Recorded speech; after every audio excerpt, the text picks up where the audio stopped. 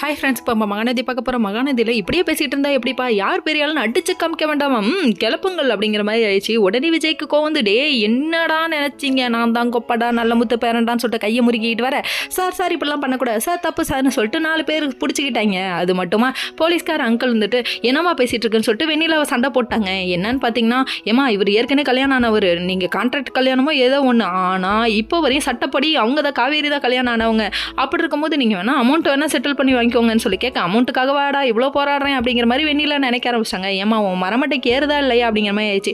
அதுக்கப்புறம் நம்ம விஜய்க்கு ஒன்று தோணுது, எனக்கு இப்போ தான் தோணுது, நீ இப்படி பேசுறத பார்த்தா அமௌண்ட்டுக்காக மட்டும்தான் என்கிட்ட பழகிருப்பேன்னு சொல்லிட்டு கொச்சப்படுத்திட்டாரு. தேவையா இதெல்லாம், உண்மைதான், உண்மையை புரிஞ்சுக்கலன்னா அப்புறம் இப்படி தான் பேச ஆரம்பிப்பாங்க அப்படிங்கிற மாதிரி ஆயிடுச்சு. அது மட்டும் இல்லை, உங்கள் சித்தப்பா தான் என்ன வெளியே கூப்பிட்டு போனாரு, நீ தான் கொலை பண்ண சொல்லிட்ட அப்படின்ட்டாங்க பொசுக்குன்னு.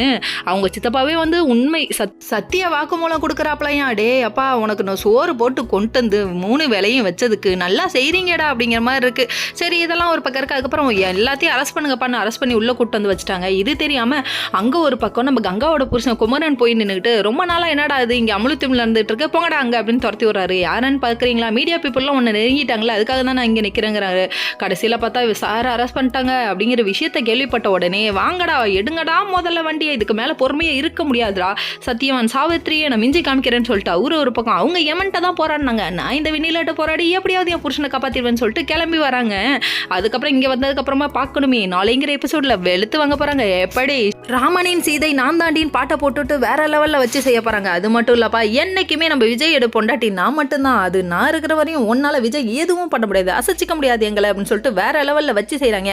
தனியாக இருந்தாலே செய்வாங்க. இப்போ 2 பேரும் ஒன்றா இருக்காங்க.